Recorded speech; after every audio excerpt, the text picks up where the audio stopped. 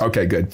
And this is also a kind of a play on, as my original education is in marketing. I rarely had a formal marketing position. I usually used marketing in my product management, in my project management, in my coaching and training and consulting.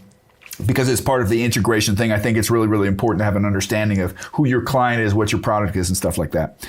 And in marketing, we learned that classical adoption curve that I'm sure you're familiar with, right? You have the first mover, which is, 1 to 3%. I think it's even lower than that in reality. Usually you have to give away your product and hope that they're a good reference. And then there's usually a gap. And then you have the people who follow and stuff like that.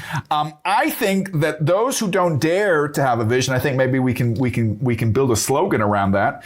I think a lot of them are sitting it out. And my question to you, I wouldn't maybe appeal that they should sit it out completely. I think they need to put their feet in the water and get it wet. But do you see that maybe a competitive advantage would be not to be the first mover on the big AI initiatives, do something in AI, but be a second mover when we get enough feedback from those who failed so that we can move forward? Do you think that's a competitive advantage that one could advise executives of? Or do you think that's short-sighted? What I think is that we're looking at the wrong curve, right? So the curve is always about AI adoption, like have you used ChatGPT today or whatever.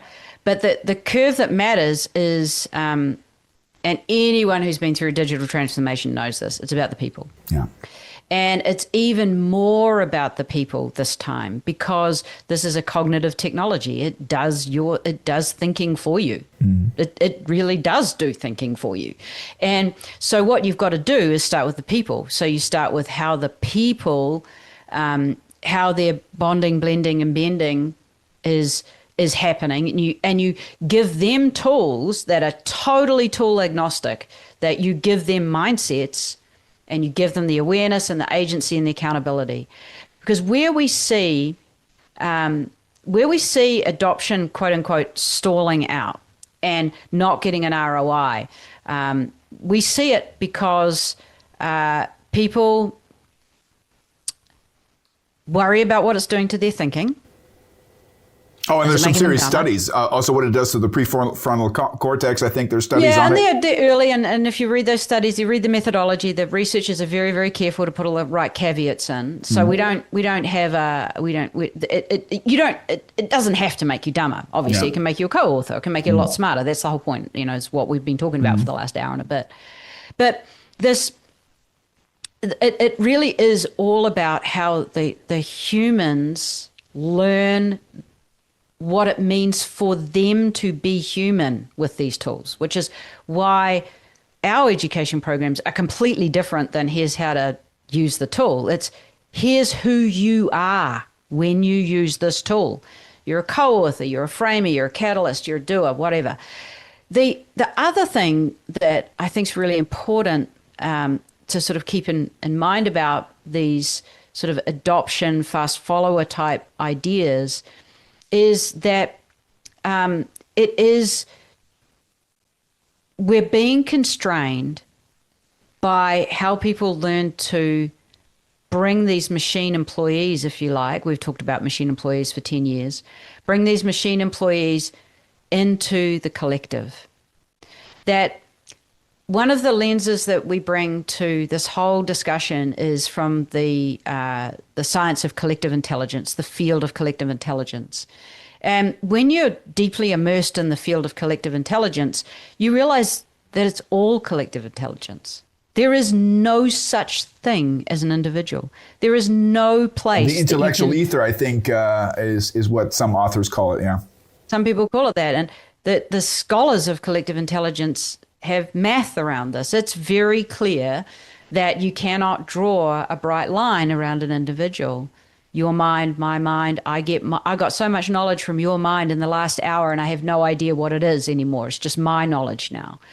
And when you get to that collective intelligence, you realize, and as this is something leaders need to understand, is these tools divide people into individuals, and that's an illusion.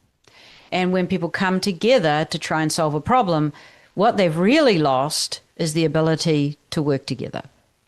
And so a lot of what we do in our work, and we call it the inside view, will come in and we essentially, I hate the word audit because it's an awful word, but we essentially audit the organization for where people are sitting in this cube, how it's changing their thinking and meaning making.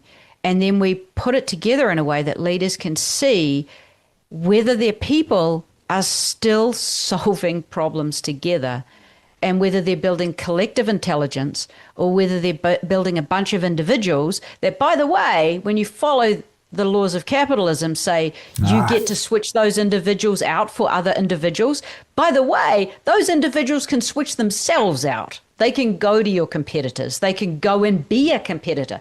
They can take everything they've ever known and vibe code the alternative to your software product and sell it at 1% of the price you're selling. There's such a magnitude of opportunity because from a customer relations perspective, I still think that we are in the Stone Ages when it comes to customer service. Most companies are. Well, try medical insurance. Yeah. Are you familiar with changing the Little a flight Britain? when there's no fuel in Europe for a flight? Yeah, are you familiar with the Little Britain sketch? I keep using this in reference to AI. You know, where he's sitting there as a lady tipping into the computer, and his computer says no. I'm very familiar with Little Britain. It's not very. You never see it in the US. It's not. It broke political correctness before anything else did. But it was very popular in New Zealand and Australia. Yeah. How much time we still got? I'm good for another 15. Okay, very good. Then I'm going to squeeze whatever I can out of those 15 minutes. You've kind of talked about capitalism, but I think I'll save that for another time.